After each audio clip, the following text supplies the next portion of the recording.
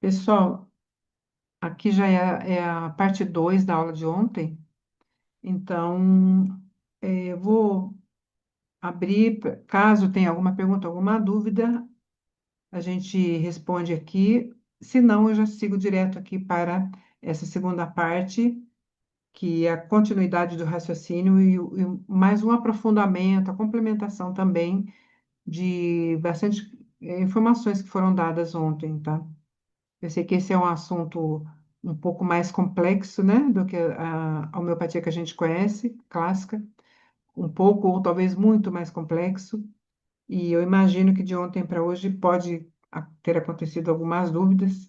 Se é que deu tempo, né, de pensar que a gente trabalha tanto.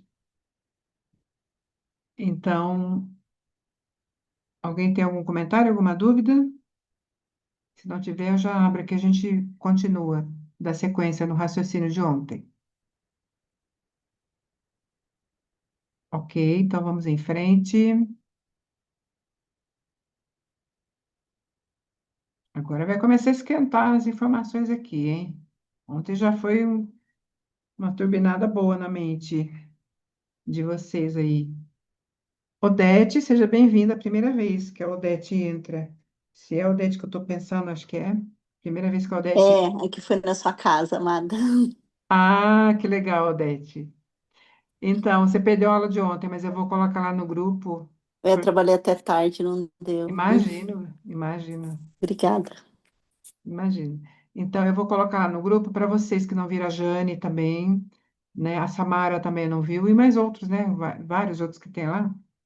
Eu vou subir no YouTube, talvez amanhã, ou se eu conseguir no fim de semana, tá? Para vocês poderem assistir para até para pegar esse raciocínio aqui, que é uma continuidade de ontem, né? Mas se vocês tiverem dúvida, vocês que não assistiram, pode perguntar, tá bom? Eu respondo assim dentro de um limite, né?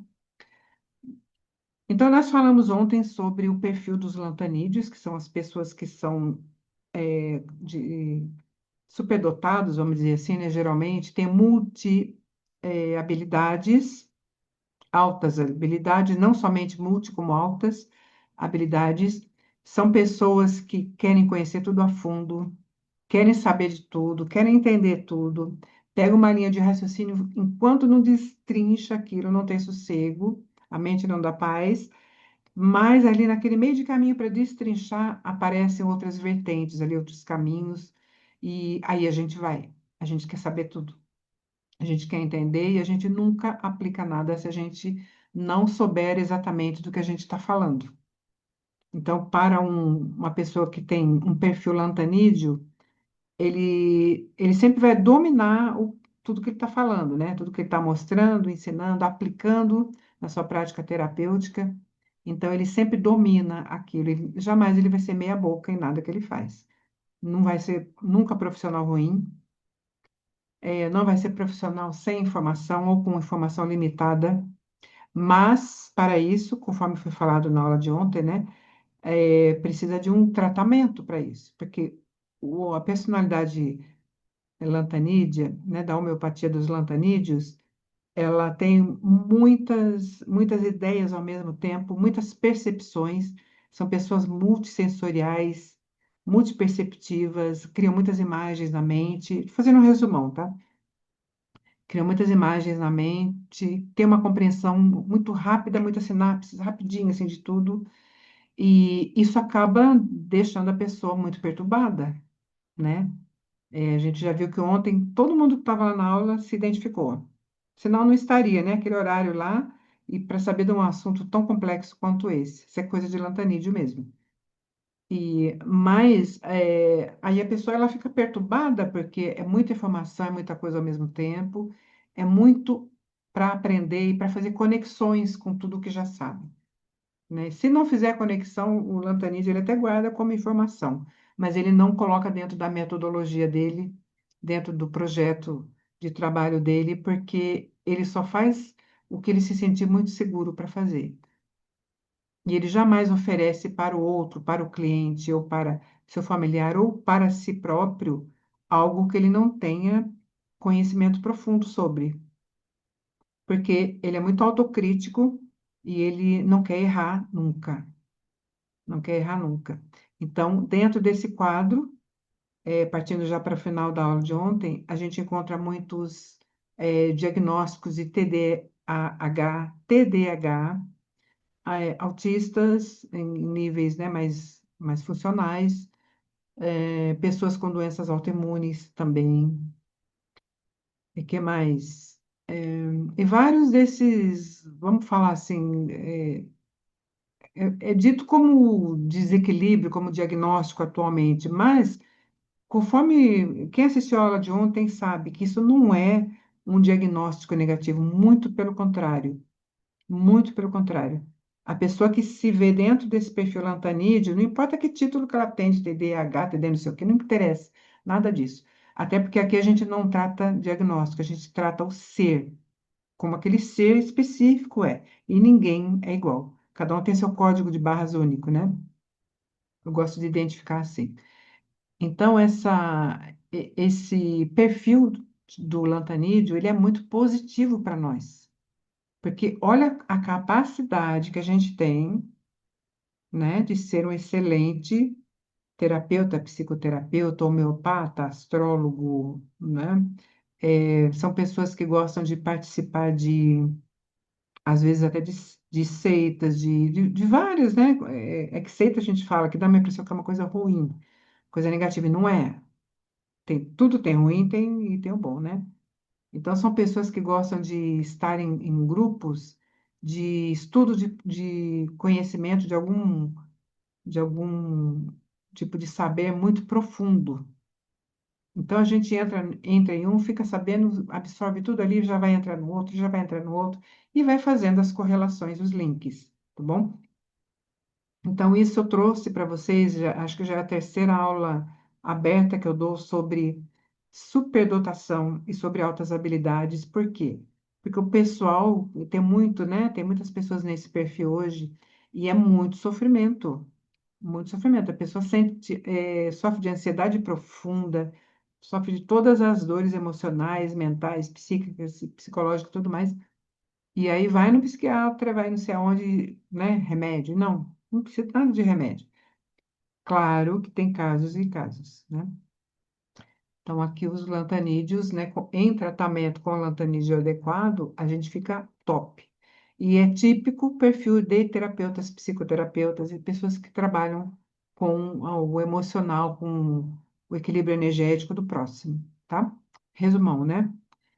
Então, qual é o outro perfil agora que a gente vai falar sobre, especificamente agora sobre imaturidade lantanídea?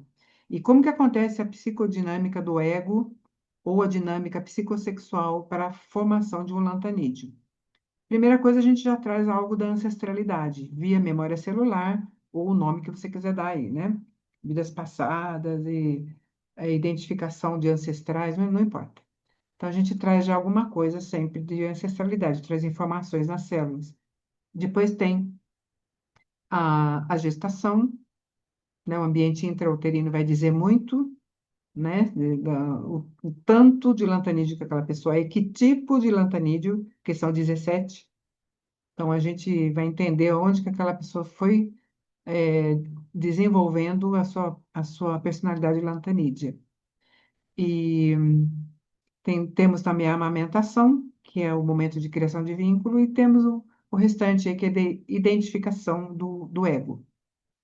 Uma característica muito importante do lantanídeo é que, quando é em desequilíbrio, tá? Não fez o tratamento com os lantanídeos ainda, com os LACs, né, que são os remédios de leite, com os matridonais, não fez os tratamentos ainda, ele tende a falar muito de si, porque ele organiza o mundo a partir da própria experiência, que se observa incessantemente, que gira em torno da própria identidade desse lantanídeo. Então, a gente entende como neuropsicanalista. Aliás, todos os cursos que eu dou, já falei, vou repetir, sempre tem um fundo de neuropsicanálise aqui e neuroespiritualidade também. Porque senão, na minha opinião, não tem sentido, né? Na minha experiência também não tem sentido. Então, gira em torno da própria identidade e a gente lê que essa pessoa está congelada em alguma fase mal resolvida do primeiro setênio da vida dela. contém o primeiro setênio: ancestralidade, concepção, gestação, dividida em 3 trimestres, parto, amamentação, a fase do desfraude, que é a fase da produção, né? Isso, psicanaliticamente falando, e depois tem a fase de identificação do ego e a formação da identidade também. Então, em algum momento ali aconteceram algumas coisas que a pessoa acabou ficando congelada ali e se forma um fator ali que se chama engrama, na linguagem da neurociência, chama-se engrama. Ou pode se chamar também emaranhamento, na linguagem da constelação familiar sistêmica, pode se chamar trauma. Então, tem alguns nomes.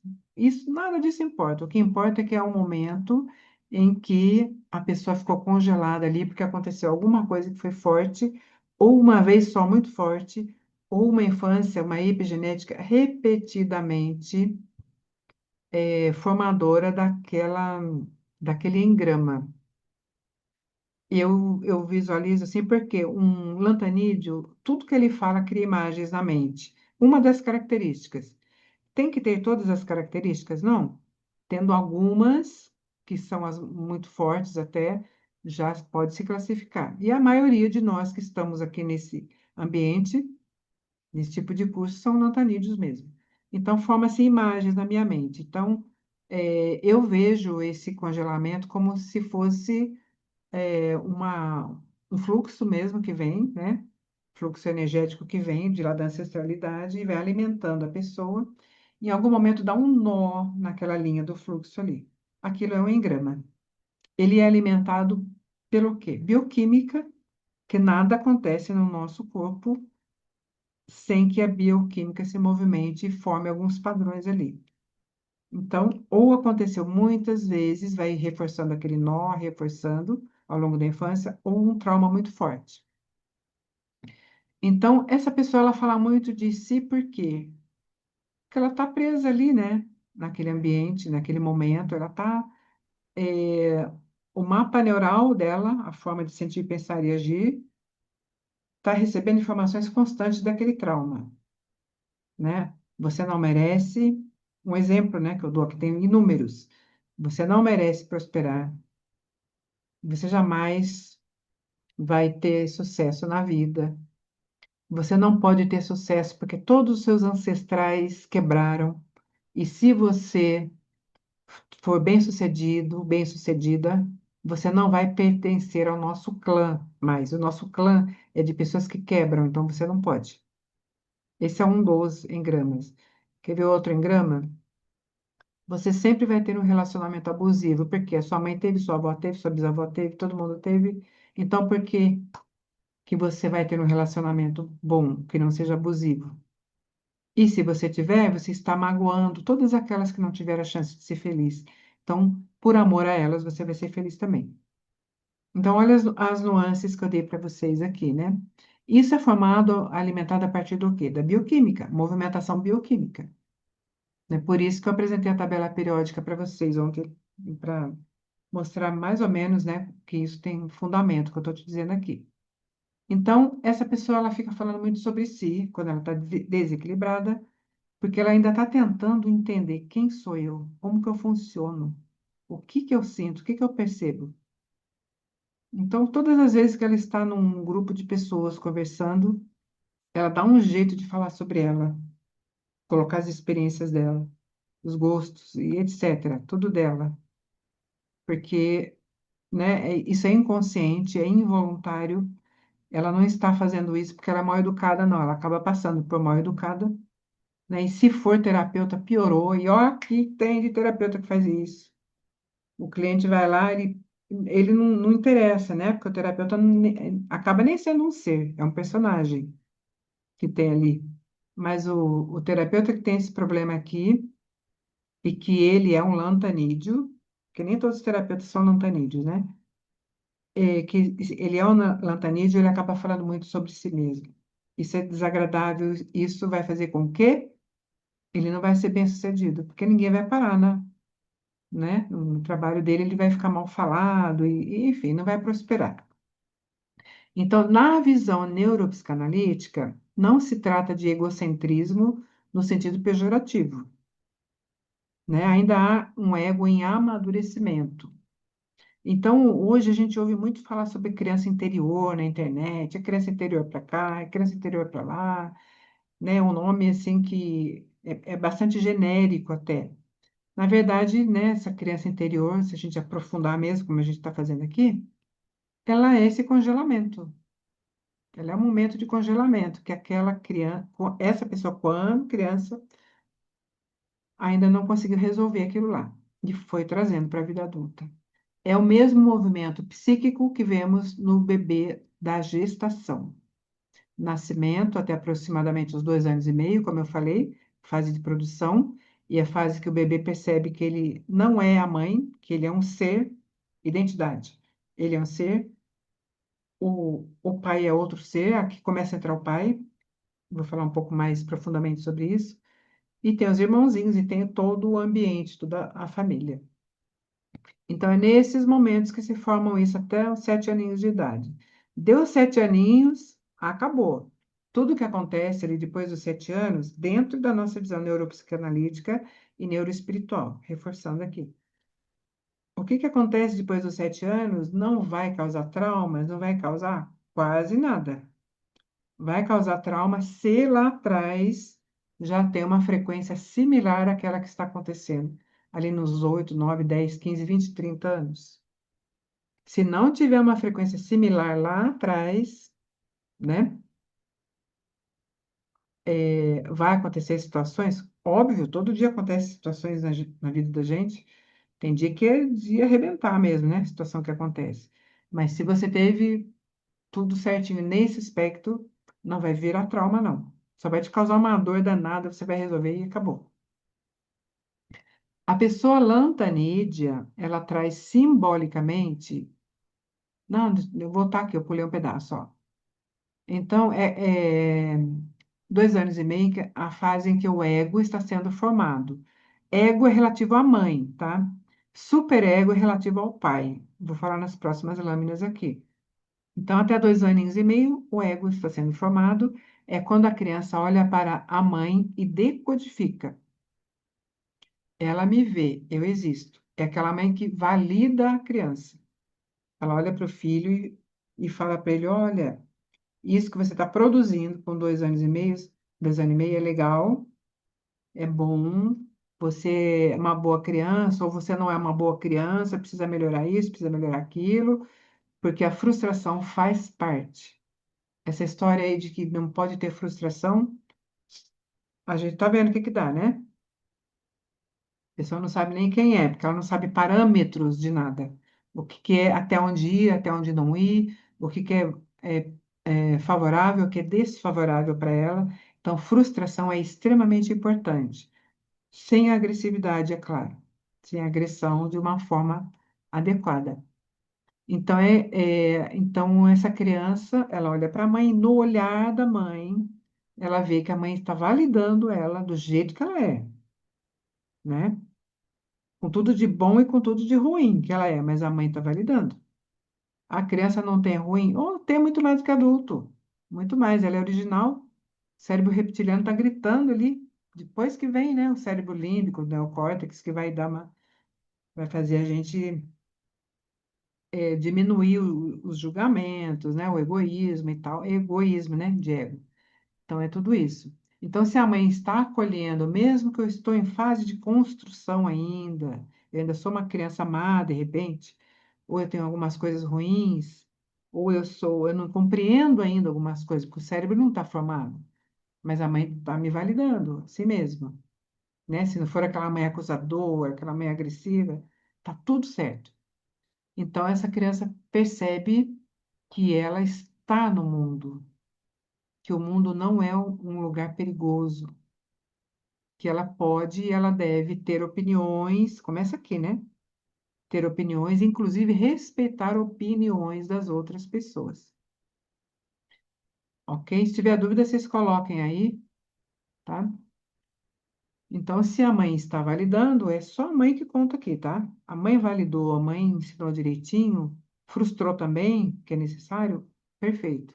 Essa criança já está crescendo sem engramas ou com algum engrama no momento da frustração, porque também é importante e é válido também. A pessoa lantanídea traz simbolicamente essa mesma tarefa, construir um ego sólido o bastante para poder suportar a própria profundidade. É por isso que essa criança, e de adulto também, fala tanto sobre si, é por isso que ela se percebe tanto, é por isso que ela se observa tanto. Então, essa criança lantanídea pode ser um dos aspectos, não necessariamente, mas é um dos, é aquela criança que se intromete em tudo. A mãe está conversando ali com a avó, com a tia, com a vizinha, sei lá com quem, com o pai, e ela vai lá e se mete. Ah, mas eu fiz isso também. Aconteceu isso comigo. Às vezes ela até inventa uma historinha lá sobre ela, porque criança tem uma imaginação, né? E é natural que invente mesmo, fantasia sobre as coisas. Melanie Klein ensinou muito bem isso pra gente. Então, é uma criança muito ativa, muito hiperativa. Às vezes não no sentido de hiperativa fisicamente, mas hiperativa mentalmente. Então, ela percebe muito, ela capta muito. E muitas vezes essa criança, eu vou falar nas próximas lâminas, como que o ambiente vai moldar esse lantanídeo para que ele tenha algumas vertentes ali que vocês vão aprender aqui ao longo do curso. Ela está tentando, essa criança, se reafirmar internamente, assim como o bebê tenta se reconhecer no olhar da mãe, né? Já falei agora. É por isso que tantos lantanídeos têm uma vida interior intensa, uma necessidade quase visceral, eu acho que até visceral mesmo, de se entender, de se mapear, de se analisar. E essa criança, ela sempre é precoce. Ela sempre vai se destacar no meio das outras, não por ser hiperativa fisicamente, como eu falei, mas porque ela capta as coisas mais do que as outras crianças. Desde pequenininha, ela já tem uma percepção aguçada. E muitas vezes o ambiente obriga, o ambiente é mais agressivo, por exemplo, obriga essa criança a ter uma percepção aguçada para ela se defender. Então, aqui já está se formando o lantanídeo, né? E aí essa pessoa ela cresce procurando tudo que é de conhecimento sobre psique, sobre tudo que a gente conhece aqui, para que ela se entenda. Por quê? Eu vou falar uma coisa que eu costumo falar lá mais no meio do curso, que esse curso ele está sendo regravado, né? Como eu falei, ele está sendo mais ampliado. Essa pessoa ela acaba é, tentando se mapear, se analisar e se entender, porque, primeiro, ela está ainda num engrama atuante e elas estão, deixa eu ver como é que eu vou falar. Bom, elas estão inconscientemente completando tarefas emocionais que deveriam ter sido plenamente consolidadas na formação do ego. Então, aqui é uma coisa um pouco mais profunda sobre a mãe, acho que eu vou falar na próxima lâmina aí, que vai caber melhor, tá? Isso que eu quero dizer para vocês, que eu costumo falar mais nos alunos que já estão mais conhecedores da homeopatia e especificamente aqui dos lantanídeos, porque tem algumas pessoas aqui que nem não são homeopatas ainda, né? Agora que eu estou pensando aqui. E aí pode causar alguma confusãozinha, mas então vamos lá. Então a gente vai falar aqui da mãe como matriz do ego e a linha dos muriáticos e magnésios. Então, ok, tem 17 lantanídeos lá. Vocês vão aprender aqui no curso. São 17. Você vai achar muito facilmente qual lantanídeo é o seu cliente, né? Tem um questionário, tem uma forma de encontrar isso aqui também para ajudar, né? A gente para nos ajudar a conseguir trabalhar com mais facilidade, com mais leveza, não precisa ficar pesquisando tanto. E nem precisa de software, de aplicativo, nada disso também. Mas dentro desses 17, tem um conhecimento vertical, né? Isso que eu comecei a falar para vocês aqui agora, que é de onde vem o trauma dessa pessoa. Se vier da mãe, é uma questão materna, que é uma questão de ego, ou aqui a gente fala desde a gestação, a amamentação, até 2 aninhos e meio. A gente sabe onde foi formado os nossos traumas? É claro que não, a gente não sabe. Só o inconsciente que sabe. Ele guardou ali, ele fez um engrama lá, né? Então, mas com a pesquisa, com o conhecimento, você vai entender onde que o trauma do seu cliente foi formado, em que momento do desenvolvimento, né, da fase psicossexual dele. Então, quando é com a mãe, a gente vai dar um lantanídeo que ele tem uma composição com muriático e magnésio.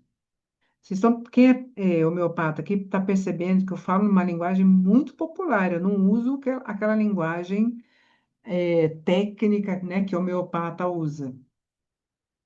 Por quê? Porque eu gosto assim, que simplesmente não é porque para fazer nada de diferente, não. Porque eu gosto assim, eu prefiro, acho que fica mais claro, mais objetivo e todo mundo entende, né? E eu uso muita linguagem psicanalítica também, então eu preciso usar uma linguagem muito popular, senão vai ficar muito técnico e aí não vai ser bom para vocês. Então aqui entra uma associação preciosa para quem trabalha com a homeopatia e psicodinâmica, para todo homeopata que trabalha com a psique, que não trabalha somente com questões fisiológicas, que não é o nosso caso aqui, tá? Aqui a gente não fala de nada fisiológico, a não ser como consequência do tratamento. Então, aqui é um tipo específico de homeopatas que se atraem por esse curso aqui. É sobre psique aqui, sempre. A mãe, nesse período inicial do desenvolvimento, é representada pelos muriáticos e pelos magnésios, como eu falei para vocês. Remédios que falam de nutrição. Quem que é nutrido?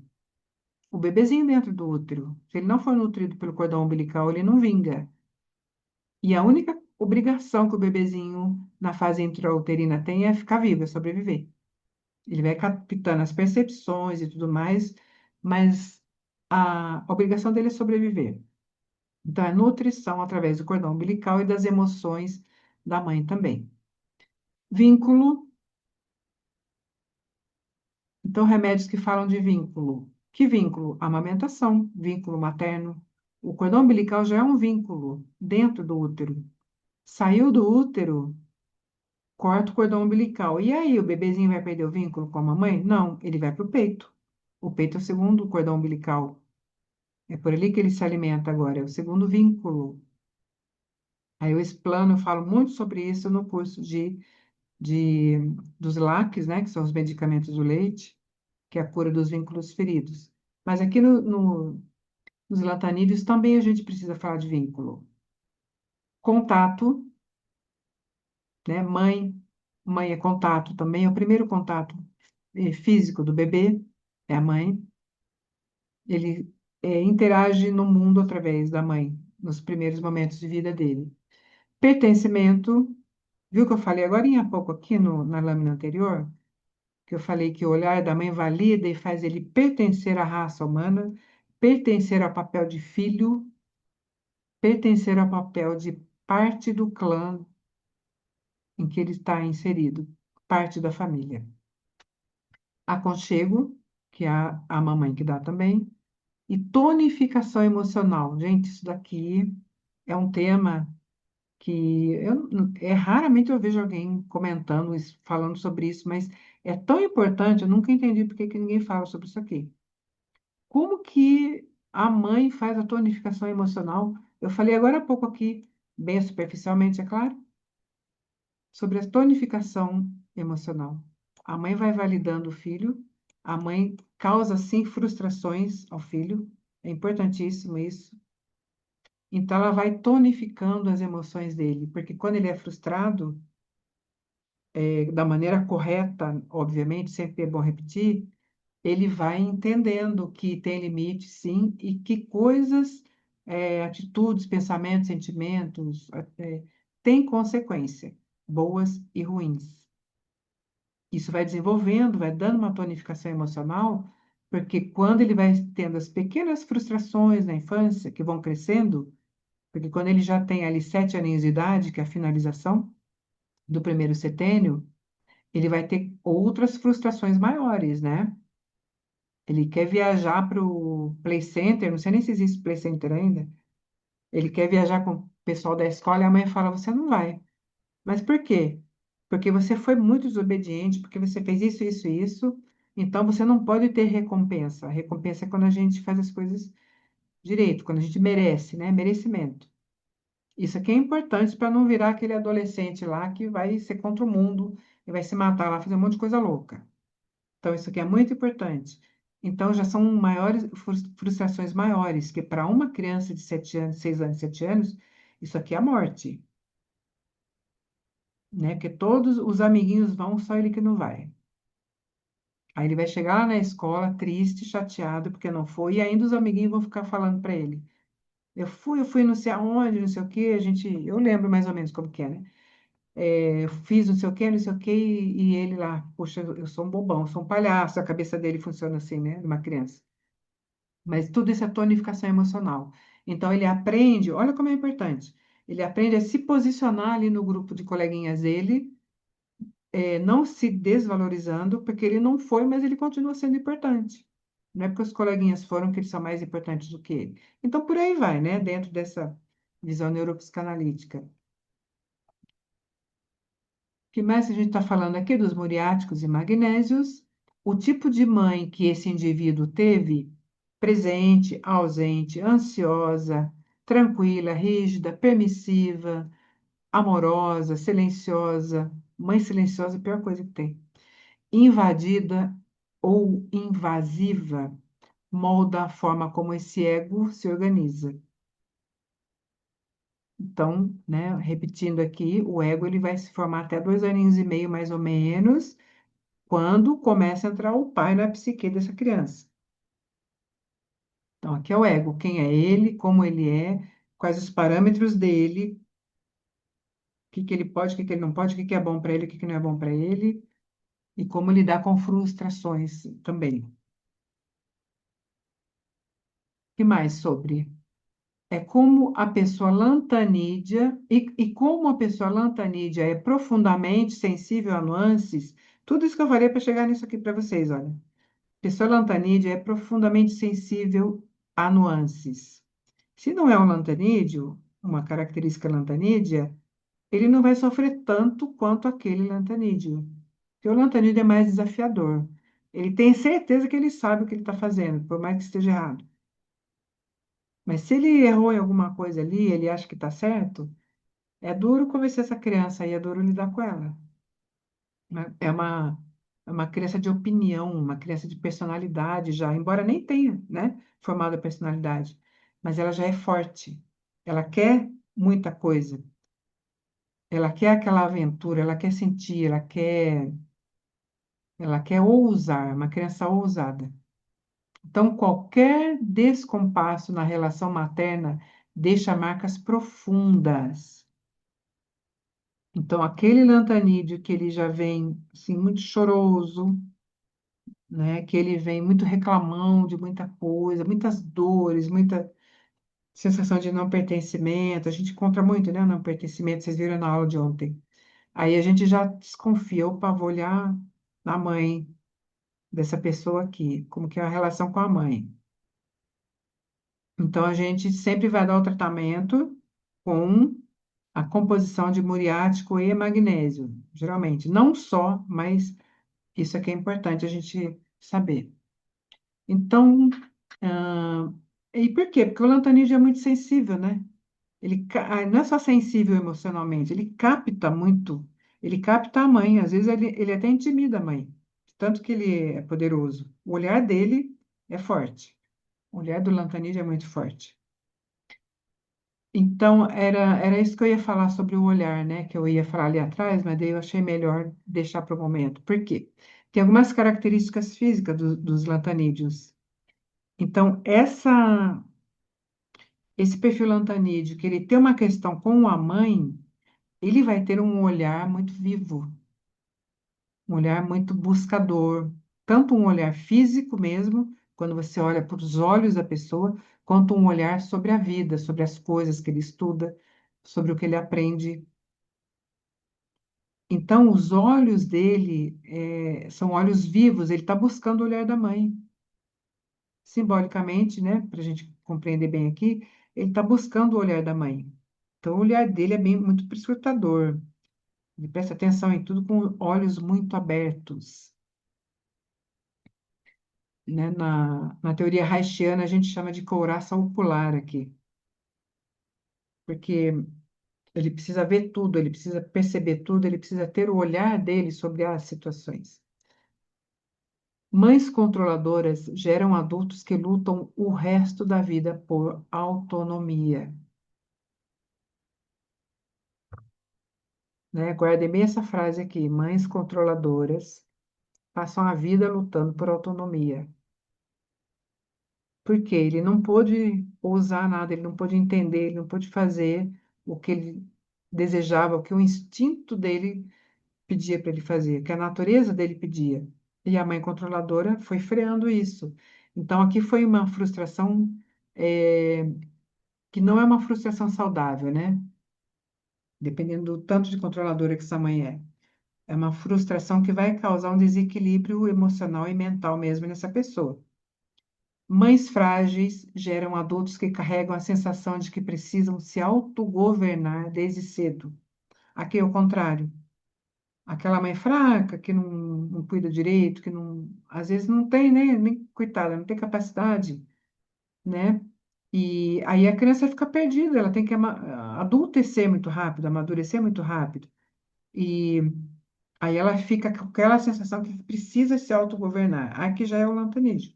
E o lantanídeo, provavelmente muriático e com magnésio.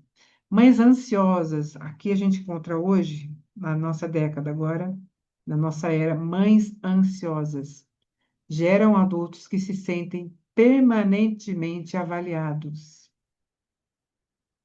Tem muito cliente que eu atendo que ele fala, né? Quando eu vou pesquisar, fazer o mapa, eu vou pesquisar como que era sua mãe. Ah, minha mãe não largava do meu pé, o tempo todo me criticando, tudo que eu fazia, por melhor que seja, que fosse, ela tinha uma observação para fazer. Poderia melhorar se você fizesse esse cisquinho aqui, né?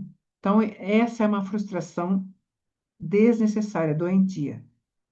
Então, é sempre bom, é importante a gente prestar atenção que tipo de frustração que vale a pena aqui. Mães inconsistentes, isso aqui é horrível. Mães inconsistentes geram adultos que precisam se observar o tempo todo para prever riscos, porque a mãe não deu segurança para essa criança até 2 aninhos e meio. E não deu até os 7, né? Se não deu até 2 e meio, mas aqui é muito forte isso. Então, ela não deu segurança, ela não deu consistência.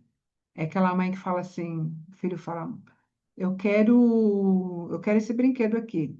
Não, não vou comprar, não vou te dar. Você tá muito mal criado. Não vou te dar. Ah, mas eu quero, não sei o quê, não sei o quê, não sei o quê. Vence pelo cansaço. Vai, vamos lá, eu vou comprar, mas promete para mim que você não vai mais fazer malcriação. Prometo. No dia seguinte ele já enjoou do presente, ele já está fazendo a malcriação de novo. Então é uma mãe inconsistente, porque dá um trabalho danado você manter a consistência para criar um ser íntegro, né? Dá um trabalho que só a gente sabe. E tem que estar ali o tempo todo. Você tem que frustrar, porque senão ele não vai ficar um adulto, né? Não vai ser um adolescente que não vai se meter nessas coisas erradas que tem hoje em dia, e não vai ser um adulto também que vai ter uma vida de sucesso.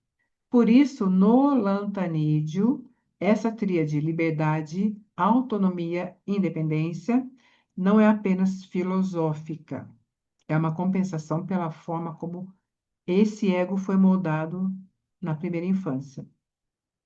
Então, lembrando aqui, questões com a mãe, muriáticos e magnésios. Que é o homeopata antigo já sabe isso de ponta cabeça, né? Quem é da linha de Schouten, principalmente. Tudo bem, gente? Vamos ver se tem alguma dúvida? Isso aqui é muito importante. Não pode passar dúvida, não. que depois eu vou acrescentar mais informação aqui,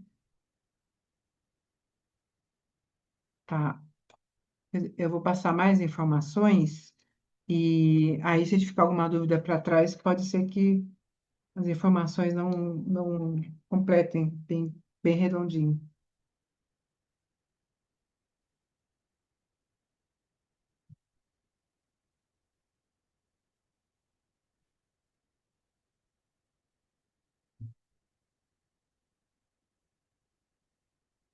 Ah, não tem pergunta, né? Vamos embora, então.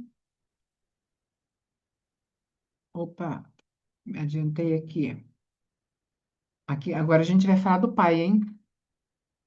Aqui pega também. A mãe pega mais, mas o pai pega também. Deixa eu voltar aqui e falar uma coisa importante que eu esqueci de falar. As questões do sucesso do terapeuta. Essa pessoa aqui que tem essas questões com a mãe, ou algumas dessas questões com a mãe, ela tem uma tendência a não conseguir manter o seu sucesso terapêutico, financeiro, estou falando aqui, financeiro. Porque ela pode até fazer, ela pode criar, ela pode até ter uma carteira de cliente, que isso aí não é tão difícil de fazer, mas ela não consegue crescer profissionalmente, porque é a mãe que alimenta a criatividade. E qual é o papel da mãe dentro da família? É o olhar 360 graus, né? O olhar do pai é o olhar do foco. O olhar da mãe é o 360 graus. Então, esse terapeuta, esse psicoterapeuta que tem questões fortes com a mãe, às vezes ele nem sabe que é tão forte. A gente, na terapia, a gente descobre o tamanho daquela questão lá. Ele vai ter uma dificuldade bem grande de manter o seu sucesso. Não consegue sustentar o sucesso. Quem sustenta é a mãe. O pai sustenta financeiramente, né? Assim, pelas leis, né? Da biologia do universo. O pai é o provedor e a mãe é que sustenta aquela família ali, dando nutrição emocional, nutrição de refeições mesmo, e dando alguns parâmetros. Agora entra aqui o pai, tá? A entrada do superego, que é o pai e a linha dos carbonos. Então, são aqueles lantanídeos que, quando a gente faz ali a anamnese, a gente percebe o problema aqui é com a mãe, mas é também com o pai. O que que a gente trata primeiro? A mãe, né? A mãe veio primeiro. A menos que o problema seja muito mais forte aqui na linha do pai. A gente começa pelo pai mesmo. Então, vai ser um lantanídeo dos 17 com mais uma composição, uma vertente de, geralmente, carbono. Lá dentro do curso vocês vão ver outros também, mas logo de cara, assim, a gente já entra no carbono mesmo, que é o pai. O que que o carbono faz no nosso organismo? O que que o carbono faz? Ele é o sustentador, né? O nosso organismo, ele é 6 carbono, 666 que o pessoal fala lá, né? Que é o número da besta. É 6 carbono, 6 não sei o que mais, 6 de cada um lá.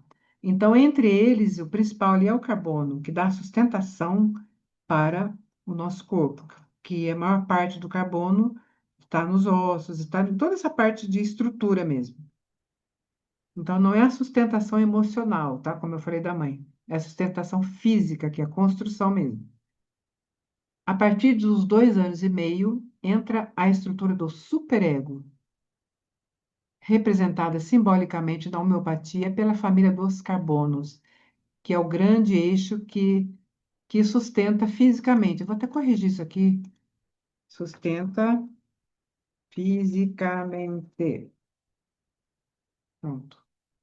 O pessoal que é meu aluno sabe que eu não suporto nem erro de português e nem palavras mal colocadas aqui. Me dá uma coisa.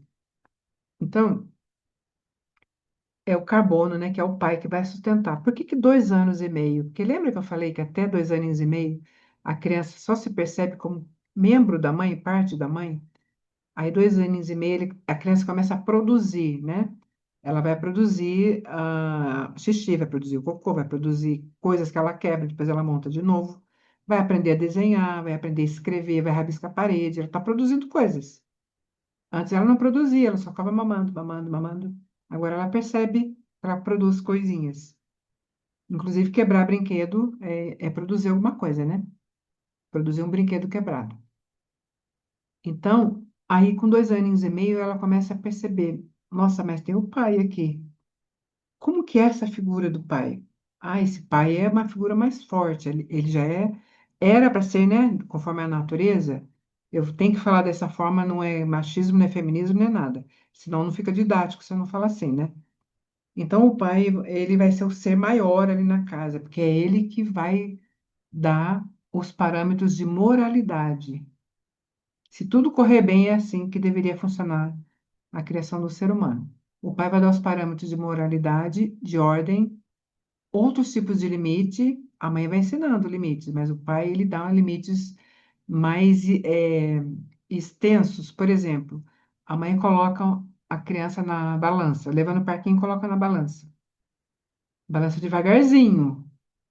Aumentou um pouquinho, já dá desespero na gente. O pai não, o pai fala, balança mais alto, supera limites, né? A mãe, a criança dá 3 passinhos, a mãe tá ali, ó, com os braços em volta da criança, assim, para não cair. O pai fala, deixa andar, precisa cair para aprender. Então, esse é o tipo de frustração e de limite. O pai já dá uma frustração maior também. A lei interna, tudo isso é o pai que vai dar. A força vai em frente. Por isso que a gente fala dentro da bioenergética também, que o pai representa as pernas. A criança começa a andar de verdade mesmo, bem forte, correr com 2 anos e meio, 2 anos, 2 anos e meio. Então é onde entrou o pai, então as perninhas vai ficando forte. Até então não tinha perna, tinha boca e braço só. Agora tem perna. Então o pai é a força, é seguir na vida, é seguir em frente, dar passos largos, passos fortes e firmes. A proteção também, outro tipo de proteção, né? Já não é aquela proteção feminina, a proteção masculina ela é mais forte, ela é mais abrangente e, e mais clara também. A autoridade saudável, o pai ele é maior autoridade, né? Dentro da cabecinha do bebê, o pai tem mais autoridade. Aqui a gente está falando da família tradicional, né? Ensinamento dos contornos do mundo, aqui também é o pai. Se esse pai falhou nesse papel, ele não precisa morar na casa, tá? Ele pode às vezes não está mais casado com a mãe, mas ele exerce esse papel, ele tem que exercer. Se ele falhou nesse papel por ausência, rigidez exagerada, inconsistência também, né? Aquele pai que ele é muito presente, daqui a pouco ele se casa, acabou, esquece do filho. Aí ele engravida a outra moça lá, que é a esposa dele, aí ele nem olha mais para a cara daquele filho. É um pai inconsistente. Ou é um pai que vem, daqui a pouco ele some, o filho não tem confiança nenhuma nele. Aqui, ó, isso aqui é sério, olha, a fragilidade. Esse pai que mostra fragilidade, ele arrebenta com a criança. É um adulto que vai ser frágil para muitos, todos os desafios na vida ele vai se sentir frágil. Violência, nem precisa falar, né? Distância emocional ou excesso de dureza. O superego do lantanídeo se forma torto. Eu coloquei essa palavra torto aqui, porque, na minha opinião, é uma palavra que coube. Agora eu estou achando ela esquisita, mas se forma torto. Então, esse superego, ele não se forma do jeito correto que deveria ser, né? E isso aqui, e aqui ocorre algo que vemos nitidamente nos pacientes lantanídeos. Eles assumem para si mesmos o papel que o pai não cumpriu, quando tem a falha do pai aqui. Então, é ele que é aquele adulto super exigente, aquele profissional que nunca está contente com nada. Ele já é excelente, ele sabe tudo, mas o pai não assumiu. O pai que teve todos esses ou alguns desses defeitos aí, defeitos entre aspas, né? Que tudo tem uma razão de ser. Então, esse Lantanídeo, ele vai assumir esse papel. Ele vai fazer tudo isso aí que o pai não fez, ele deveria ter feito. Ele se torna uma pessoa exagerada. Consequentemente, ele quase certo que ele vai acabar sendo o pai dele para o filho dele, tá? Ele só vai mudar o extremo aí. Por isso que os tratamentos homeopáticos são de extrema importância. Então, eles passam a vigiar as suas sombras como um pai deveria vigiar um filho. Ele vigia a própria sombra. Ele tem uma autocrítica exagerada. Passam a se cobrar como um pai deveria orientar. Ele se cobra o tempo todo, né? Além de olhar para a própria sombra dele, ele se cobra em pequenas atitudes que ele tem, coisas que ele faz. Ele sempre vai achar que ele poderia ter feito melhor. Eles passam a se corrigir como um pai deveria educar. Então, ele, autopunição, autoboicote, ele sempre vai atuar dessa forma. Passa a se punir como um pai severo puniria.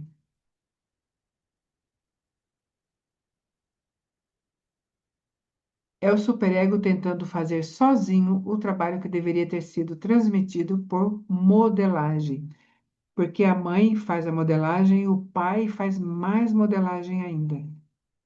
Tudo do pai deveria ser mais forte. Da mãe é mais profundo, do pai é mais forte. E isso gera a autocrítica extrema, típica desse grupo dos carbonos.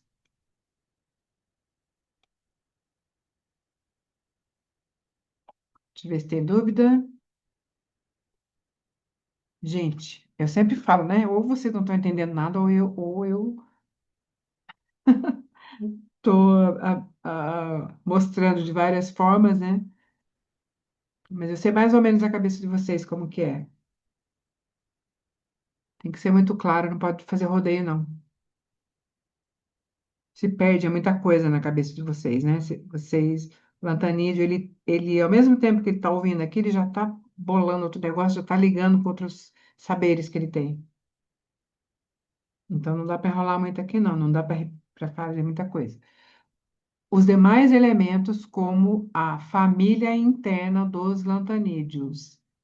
Isso aqui é tudo superficial que eu estou falando para vocês, tá? Isso aqui tem mais profundidade do que isso, muito mais.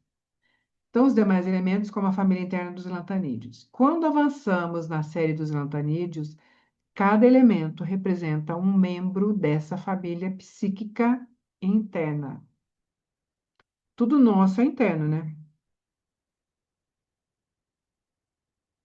Vocês vão entender melhor agora. Irmãos, ancestrais, figuras de apoio, repetições familiares, traços herdados, missões internas inconclusas.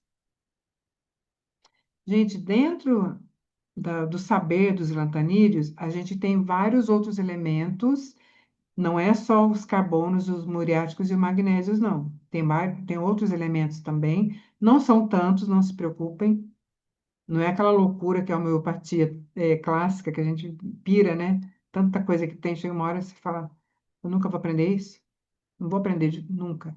Passar uma vida que não vou aprender esse negócio. Aqui não, aqui a gente tem mais outros, né, componentes aqui que a gente vai utilizar quando a questão é com o irmão, a questão mais gritante ali, porque sempre é mãe e pai, né? Sempre, que é ali que é o principal, né? E por quê? Porque nessa idade aí, até 5, 6 aninhos, é quando o nosso cérebro ele está desenvolvendo assim de uma forma, né, turbinada. O cérebro está desenvolvendo ali trilhões de células e de sinapses por minuto. Então, o pai e a mãe, que são as figuras centrais ali, é ali que vai morar os engramas. Isso é claro, mas às vezes é com o irmão. Por exemplo, famílias antigas que tinham um filho por ano. Aquele filho do meio ali, que ficou invisível, ele chegou para você. Você sabe que ele é filho do meio, já vai nisso. Você sabe que ali, além dele, ele vai ser lantanídeo, isso é fato.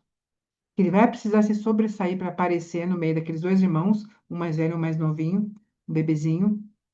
Ele vai ter que desenvolver altas habilidades ali para não ficar completamente invisível. Então, aí você vai nos irmãos, né? Você vai no tratar os componentes aqui agregados aos 17 lantanídeos base para tratar questões com irmãos. Ancestrais também. Figuras de apoio, por exemplo, avós, tias, né? Pessoas que estão ali dentro do clã, dentro do ambiente familiar, do sistema familiar. Repetições familiares, né? O que que a gente encontra no nosso consultório diariamente? Repetições familiares.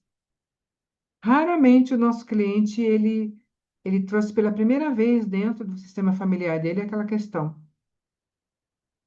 Raramente, sempre é uma repetição.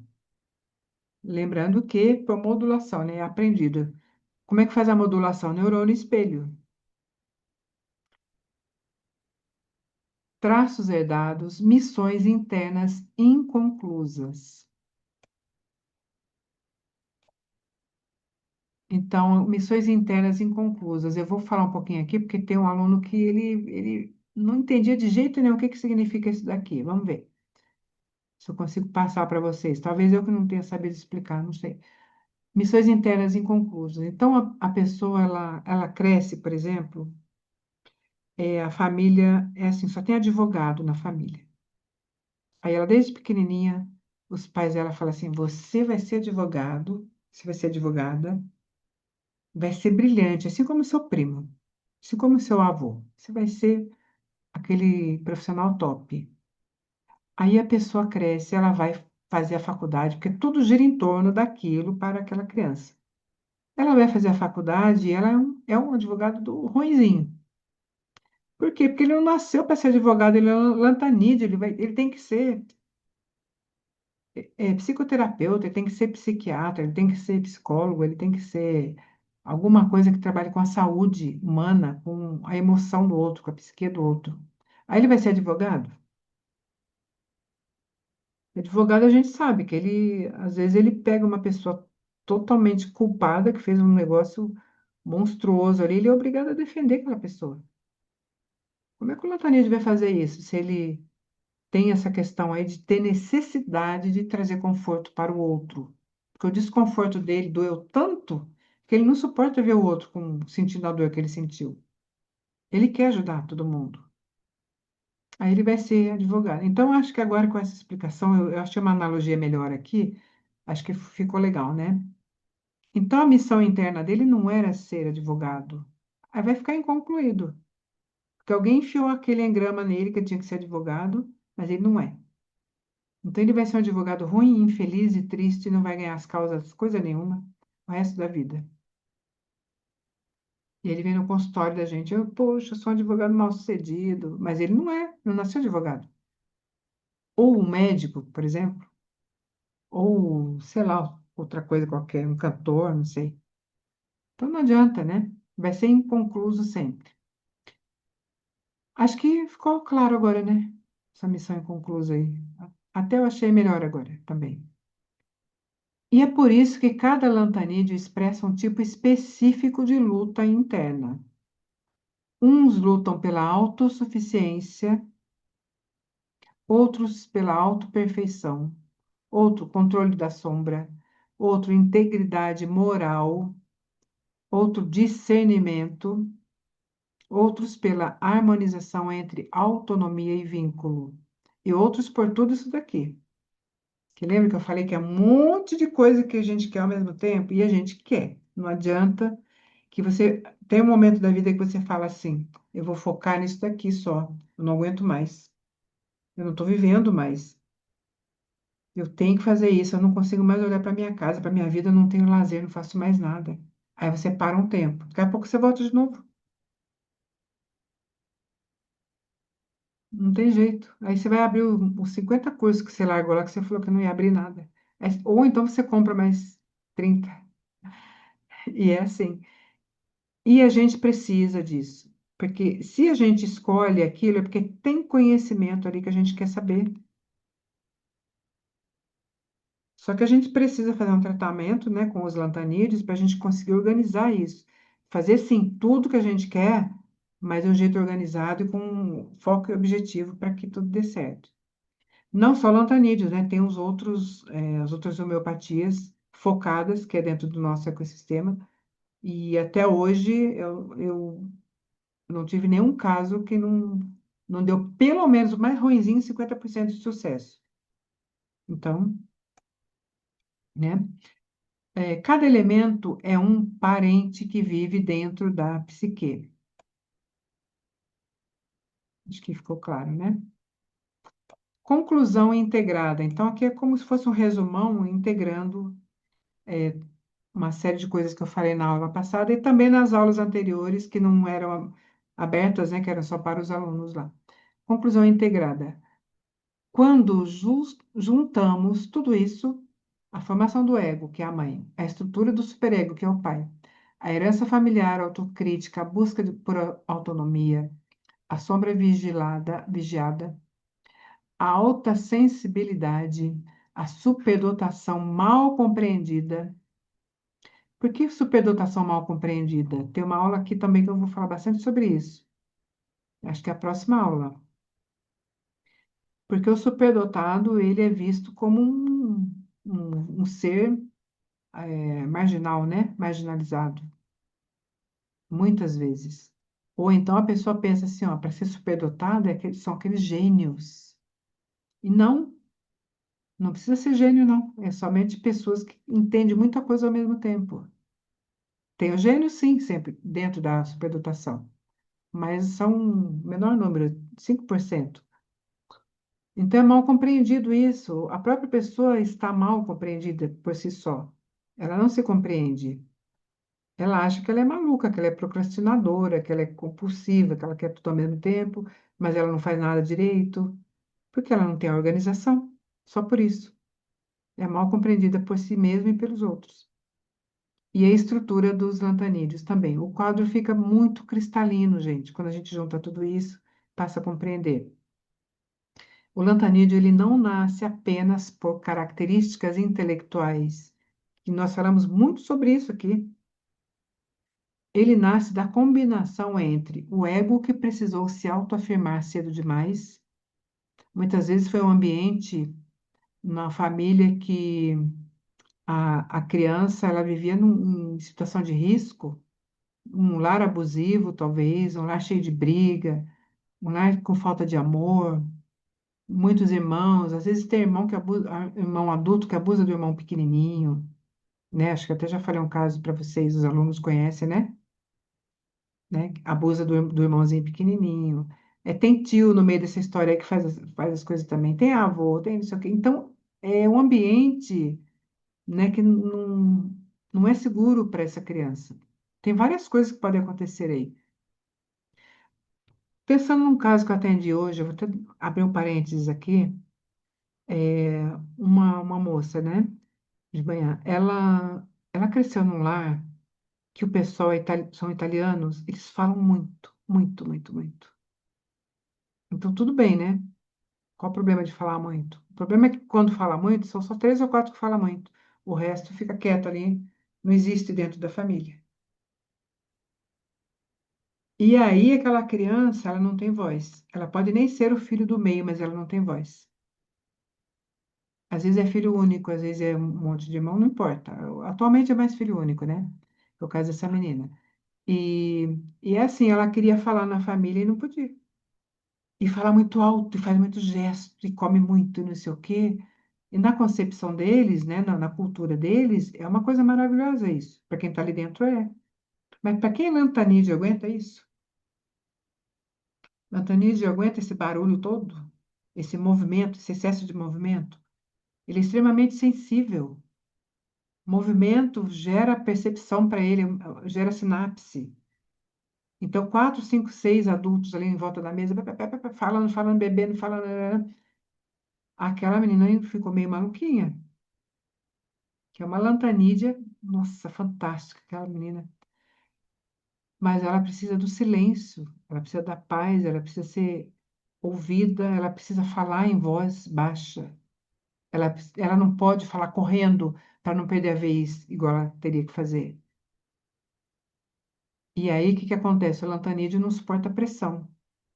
Aí, quando alguém pergunta, e aí, como é que tá lá com o noivo? Que é o caso dela, né? Que ela me falou. Como é que tá lá com o noivo?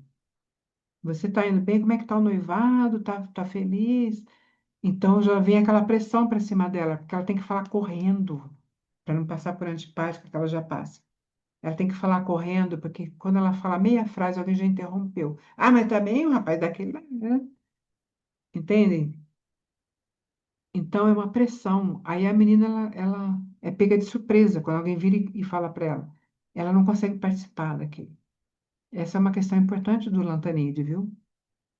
Muito importante. A gente encontra muitos clientes assim, eles vêm para gente e às vezes o terapeuta ele não sabe, ele não tem essa percepção daquele ambiente ali.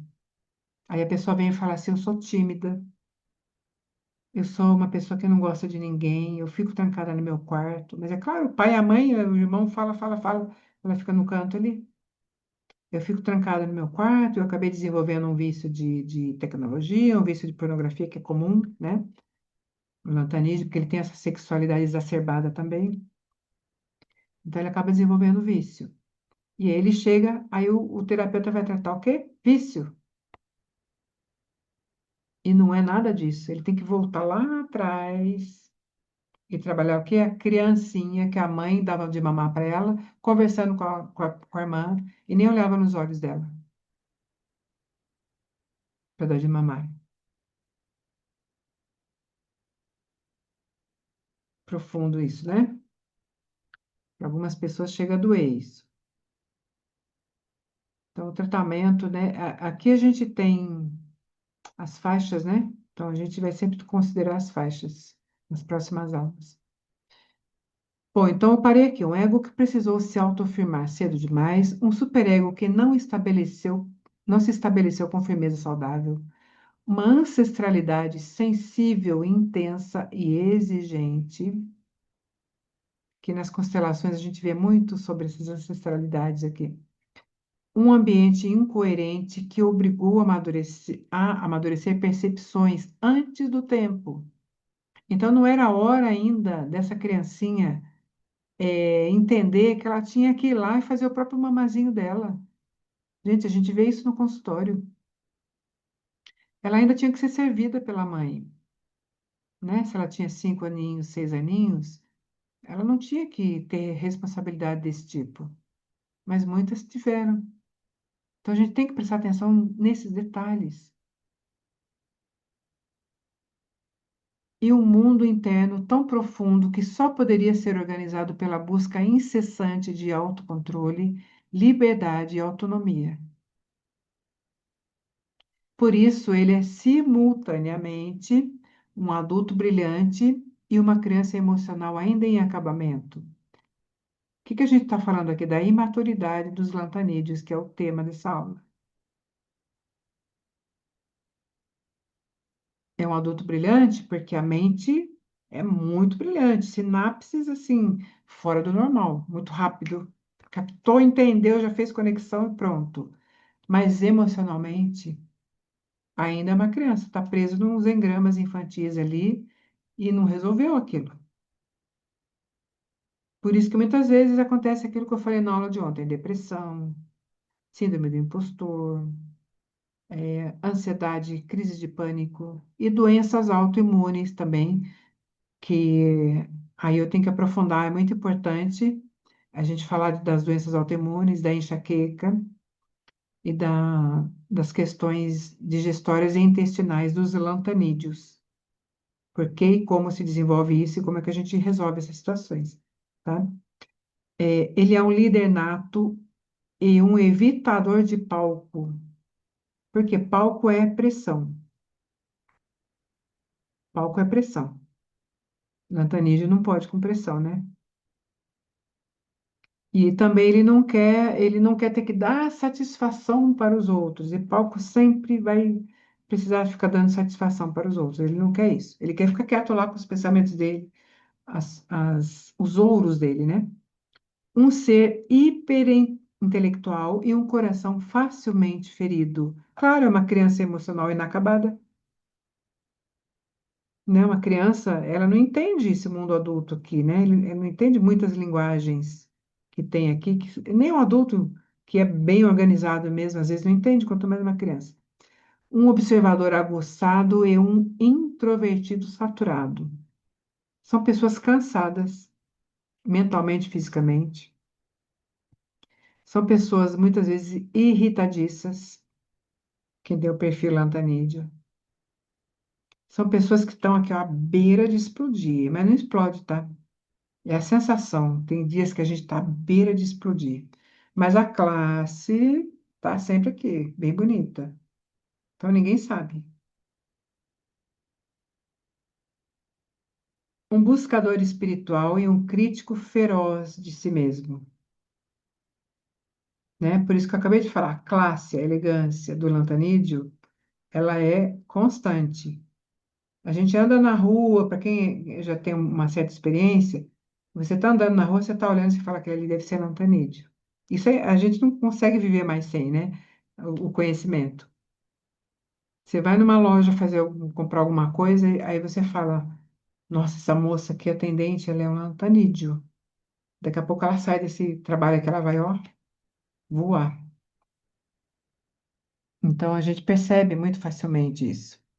É nesse entrelaçamento, mãe, pai, ego, superego, sombra, potência, fragilidade, ancestralidade e autonomia, que os lantanídeos revelam sua verdadeira essência. Nós vamos falar muito da essência de cada homeopatia lantanídeo nas aulas adequadas. Porque quando você compreende a essência, fica muito fácil, muito. Aí você pegou a essência, você vai entender. É mãe, muriático, magnésio. É pai, carbono. Não é pai nem mãe, é outra coisa, é irmãos, é família, isso aqui, os outros elementos que tem lá. Junto com o muriático, eixo que a gente trabalha. O indivíduo que precisa se governar por dentro para poder existir plenamente por fora. Porque capacidade, vocês sabem que tem muita, mas desorganizado internamente, como que faz? Para utilizar, né, essa capacidade toda e ser muito bem-sucedido e ter uma vida plena em paz. Aí não tem como, né? Gente, era isso. Espero que vocês tenham gostado, entendido. Espero que tenha feito uma revolução aí na mente de vocês.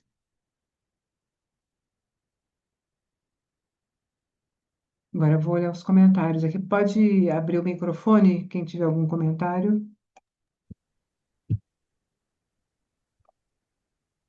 Eu Amor. achei interessante, Célia, quando você falou aí sobre a pressão. Aí eu me lembrei que eu me sinto pressionada muitas vezes, até quando vou receber uma visita na minha casa. Vamos supor, domingo eu vou fazer um almoço, aí vai vir umas 4 pessoas para cá. Já fica com ansiedade. Eu fico com ansiedade. Sim. Eu já, inclusive, pensei assim muito no gelsêmio, né? Aham. Mas assim, e interessante que eu me descobri assim um tempo atrás agora. Eu me percebi assim com essa ansiedade. Aí eu vi que eu sempre tive isso, eu nunca tinha percebido. Ansiedade por conta do quê? Autocrítica, né? O perfeccionismo, que é típico dos Isso, lanternistas, né? É, eu tenho que estar com a casa desse jeito, eu tenho que ter esse almoço. O que que a pessoa isso, gosta? Será que todo mundo gosta isso, disso? E esse suco, e essa bebida, e esse não sei o quê, vai ter cadeira para todo é, mundo? É muito detalhe. é, é isso mesmo. E não precisa ser assim, grandes personalidades, até a própria família mesmo, um filho, Uhum. uma filha que vai vir, entendeu? É incrível isso. Ô, Jane, você não estava aqui ontem, mas Sim. ontem, em algum trecho ali, eu falei sobre o fato da culpa do Lantanídeo. Hum. A culpa como mãe, principalmente, que é a pior culpa que tem de Ah, mãe. não fale não. Aí, viu? Não, não fale não. Nem precisa falar. Às vezes eu choro, sabia? Porque eu penso assim, eu deveria ter feito assim, sabe? Eu errei nisso, nisso, nisso. É incrível, né? Que bom que você errou, Então, né? Aí seus é, filhos tiveram frustrações e fez deles mais aptos para enfrentar a vida. pois é. Mas foi muito interessante isso aí, agora que você falou. Isso aí também é lantanídeo, né? É, Essa culpa. também culpa porque é uma autocrítica e qual é o papel da mãe, do pai? O pai é um outro assunto, não vou nem falar aqui. Mas o Uhum, papel da mãe, até porque não tem homem nenhum aqui, né? Ou tem? Acho que o meu excelentíssimo não está aqui hoje. Acho que não está. Então, o papel do pai é diferente. A mãe, poxa, saiu de dentro da gente. É um pedaço nosso, é, é a nossa continuidade. A nossa energia, as células deles estão dentro do nosso corpo ainda, dos nossos filhos. uhum, E as nossas, não, obviamente, no corpo deles. Mas a mãe, ela tem esse perfeccionismo. Antes da gente ser mãe, a gente já tem esse perfeccionismo materno, é, né? Quando a menina, ela é pequenininha já, a família fala, essa aqui vai ser uma boa mãe. Como ela faz com as bonecas?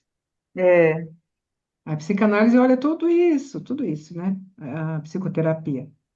Olha como que ela cuida uhum, da boneca, vai ser uma mãe excelente. Pronto, você já enfiou na cabeça daquela menina. E são comentários naturais que a gente faz. E tem que fazer. Senão você vai fazer o quê? Você vai ficar, né? é, A natureza faz tudo isso, né? A gente só precisa entender o que que a natureza faz para a gente conseguir cuidar das coisas. Então, a gente já traz esse perfeccionismo materno. uhum. E quando a gente amamenta, né? Você estava na aula de lácteos, acho que você estava na aula Eu assisti uma aula de LAC, do uma, medicamento dos foi, leites. Então, quando a foi, gente amamenta, é uma descarga de ocitocina em nós. Isso vai para o leite materno para que o bebê fique feliz também. Descarga de uhum, ocitocina. Então, aquilo é a maior ocitocina que existe no mundo, a coisa mais, a menos que a pessoa tenha algum problema. Então, aquela descarga de ocitocina faz com que aquele serzinho que proporcionou a descarga de ocitocina é o Deus na Terra para você. Aí você quer fazer o máximo que você pode. Tem dias, conforme os filhos vão crescendo, tem dia que dá vontade de socar eles, né? Uma pessoa de verdade mesmo, realista, tem dia que você quer pegar o seu filho e arrebentar com ele, porque você fala, não é possível. Não é possível que essa pessoa está fazendo isso. Eu me mato aqui, não sei o que, não sei o que. Isso é natural da uhum, gente fazer. Mas esse perfeccionismo materno que a gente já traz, freia isso rapidinho, pode ver. Porque essa descarga de ocitocina, ela vai fazer com que os nossos filhos, para o resto da vida, eles sejam as coisas mais importantes que a gente tem aqui. Então, aqui a gente já está falando de neuroespiritualidade, né? Que essa ligação que a gente tem com o filho, que ele está lá no Japão e a gente está sentindo. Aconteceu um uhum. problema lá, eu não sei quem contou, se foi você, que pressentiu que estava acontecendo alguma coisa com o filho lá, e realmente fez a ligação, era. Acho que não foi eu, não, Não, tá. não. Então foi e isso é neuroespiritualidade. Então, tudo isso tem uma explicação pra gente. Mas voltando Eu aqui tenho muito sobre. isso. Oi, Zilda? Eu tenho muito isso. De estar Hum, acontecendo alguma coisa na minha família, eu fico assim num desespero, eu tenho que falar com aquela pessoa, e aí eu ligo e está acontecendo algo que ninguém queria me contar, alguma coisa para não me preocupar, mas eu sinto, e eu tenho a necessidade de entrar em contato. Eu tá vendo? lembro Alta que habilidade isso. quando não tinha ainda celular nem nada, né? Eu fiquei num desespero, eu morava muito longe da minha família, que eu tinha que falar com a minha irmã, e eu tive que ir até uma companhia telefônica, que naquela época era assim, né, para ligar para casa, e a minha irmã tinha entrado em trabalho de parto e estava com dificuldades, né, estava com pré-eclâmpsia e a criança não estava sentada, né, mas eu senti, a, a 800 quilômetros de distância, eu senti aquela necessidade de entrar em contato. E Ela com é mais meus velha irmãos, ou é mais eu nova? sou a segunda mais velha. E essa sua irmã, ela é? Ela é do meio, ela é mais nova do que eu, mas mesmo assim eu tenho uma ligação muito grande Hum, com é. ela. Porque ela pegou células suas dentro do útero materno, que as suas ficaram lá, parte, né, um pouco, por conta do cordão umbilical, fica células suas. A sua irmã vem e pega células suas também. E aí essa ligação das células, né? A célula, a gente já sabe que tem os estudos científicos, Tem as que mexe quimeras, numa né? célula aqui, né? Microquimerismo. Aí você, essa célula aqui, você mexe nela, a outra vai responder lá. Então, as células dela estavam em sofrimento lá e você recebeu a percepção aqui. E É, essa é uma é alta habilidade bem importante bem- do lantanídeo. ah, seguidamente acontece isso. E a culpa é uma constante, né? Uhum. A gente quer fazer o que gosta e o que quer, mas se sente culpada porque tem todo um fardo ainda para carregar. Parece que nunca está pronto para largar.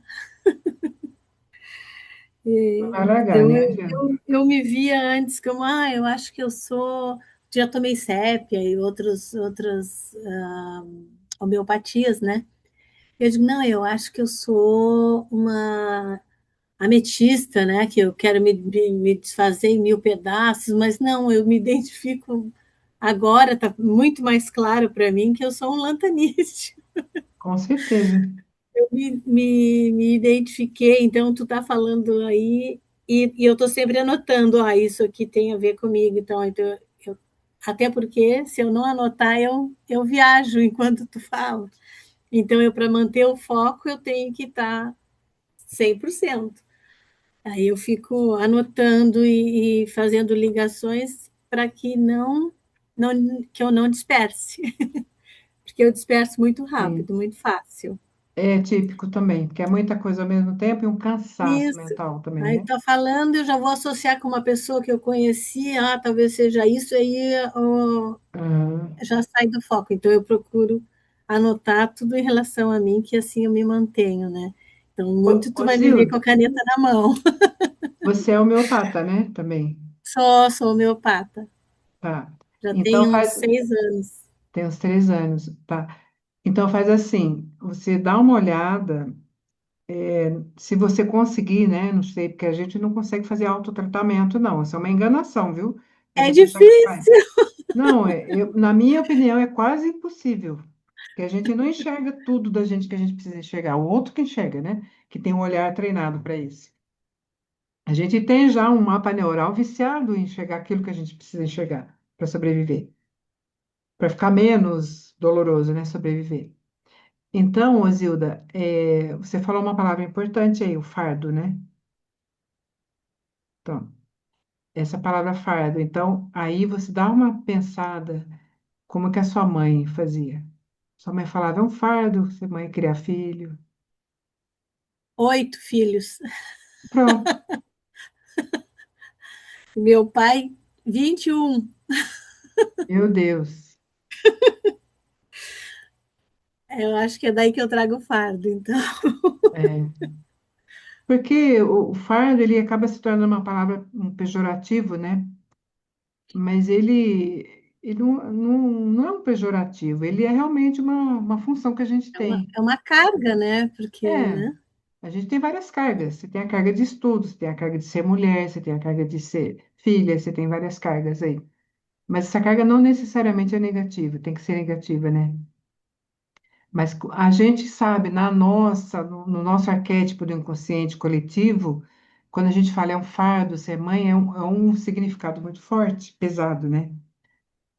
Então é um fardo ruim, vamos pensar assim. Na verdade, eu falo fardo como uma missão, uma coisa que eu tenho que completar, eu tenho que terminar aquilo ali, Olha né? ali, Então, eu não consigo largar isso enquanto eu não, por exemplo, não ver já voando com as suas próprias asas, né? Então, eu ainda tenho isso para completar, você não vai digamos, nunca né? ver voando, vai por mim. Então, parece assim que eu nunca consigo. Não, agora é a minha vez. Não chega nunca essa minha vez, porque eu tenho muitas coisas ainda para Não, fazer. não, eles vão seguir o caminho deles, em algum momento, né? Não, não sei, tô falando assim superficialmente. Eles vão seguir o caminho deles que eles têm que seguir, que a frustração é importante, né? Aí você vai sangrar seu coração quando eles se frustrar, né? Vai sangrar, mas você vai olhar e vai falar: é eles, é com eles. Então não vai, nunca vai com as próprias asas. Você pode só assistir, tentar não interferir, mas o Lantanídeo só vai tentar, tá? Vai interferir sim. É uma luta para não interferir, É, uma luta diária. pois é. E às vezes a interferência é que dificulta mais as coisas. Mas como fazer isso? Eu procuro não interferir, e porque entendo, né? Por exemplo, quando casei, me separei, fui para outra cidade, né? E tive que enfrentar todos os desafios de um casamento e de uma mudança, tudo sozinha. Então, mesmo sem ter o preparo, eu consegui vencer. Então, eu penso que eles têm que fazer por si, têm que lutar pelos seus ideais sem ter tanto essa dependência, digamos assim, né? Eles têm o respaldo, mas eu não posso interferir, porque senão eu vou estar fazendo por Uhum. eles, e eles não crescem, né? Pois é. Então, eu É, tenho essa compreensão, pelo menos isso, mas que é difícil, né? é Às difícil, vezes né? a gente fica louco para interagir, para fazer alguma coisa, né? Com Mas certeza. eu já tenho essa compreensão de que não posso. E o Lantanídeo, ele sabe muita coisa, né? Sabe muita coisa. Então ele acha, eu tenho arma para isso daí. Eu tenho um negócio legal para isso. E às vezes a gente A não gente faz pode. umas leituras antecipadas, né? Até eu faço alguns comentários e as minhas meninas chegam e dizem, a mãe é uma bruxa, porque ela já pega e já está prevendo, assim, aí às vezes, tu jogou praga em mim, por isso que aconteceu. Eu digo, não, eu Aham. previ isso aí, Era nítido para um porque a Lantanídeo, é gente nítido. começa a criar a sequência daquilo ali e sabe onde é que vai dar, né? Aham. Eu tenho uma percepção profunda, né? Que é típica de um Lantanídeo, essa percepção profunda. E a gente também capta padrões de repetição. A gente capta muito É, fácil, isso daí é muito fácil. às Então, vezes, numa maneira de falar ou de se expressar, a gente grava sabe que a detalhes. pessoa, né, tá, Sim. Gente, às alguém vezes não mais está quer sendo. comentar alguma coisa? Zilda, obrigada pela colaboração. E Obrigada, a Anne também. obrigada. Não, eu não tenho, não.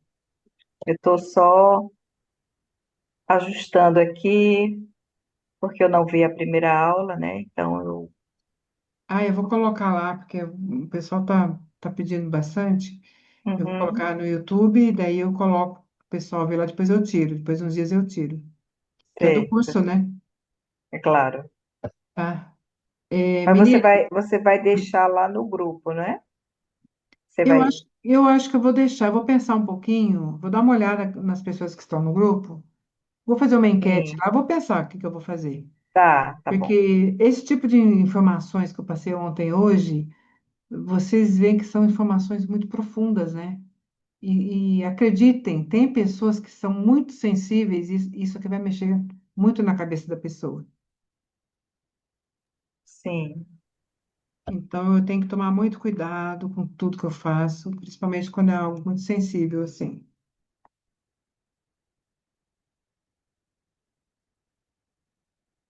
O, Zilda, seu microfone está fechado? Está fechado, Zilda. Ah, tá. Não, quando tu colocar no YouTube, aí dá um aviso ali no grupo, que aí para poder buscar, né? Se caso tu não coloque direto no grupo, É, aí que a gente talvez eu possa coloque lá ir. no grupo, eu coloque, deixa eu parar a gravação aqui. Alguém, só um pouquinho, Zilda. Alguém quer comentar mais alguma coisa que possa ficar dentro da gravação? Ó, Eu Débora, tenho uma Não, fala. só pergunta. agradecer. Eu que agradeço. Pode perguntar, Thalita, cadê você? E, Sério, deixa eu te perguntar. Por exemplo, eu posso ter várias características, mas não ser um lantanídeo? Tipo, eu tenho característica, mas eu não sou. Pode, acontece, não Dificilmente, acontece? dificilmente, porque é que assim, ao longo do curso eu vou dar uns focos. É focos assim, ó, tem isso aqui? É. Ah, entendi. Então, Olha não aqui, necessariamente. não necessariamente, mas uma pessoa que ela tem altas habilidades, quem é essa pessoa? São várias de vocês aqui, acho que eu conheço todo mundo que está aqui. A pessoa, ela estuda muito, ela quer saber tudo, ela faz tudo. Isso aí é um montanídeo, não tem como não ser. É uma Ah, primeira característica. Como dentro da minha profissão, para mim é assim que eu vejo. Talvez outra pessoa de outra profissão, uma pessoa que é homeopata, mas não é psicoterapeuta, não é professor, talvez ele veja de uma outra forma, não sei, tá? Outra coisa, doença autoimune. Quem tem alguma doença autoimune, doença de Crohn, é lantanídeo. Isso aí você já pode tratar com lantanídeo. Enxaqueca forte, repetitiva, é lantanídeo também. Só que você não vai tratar, vou tratar a enxaqueca da pessoa de jeito nenhum. isso. O Célia. Aí eu,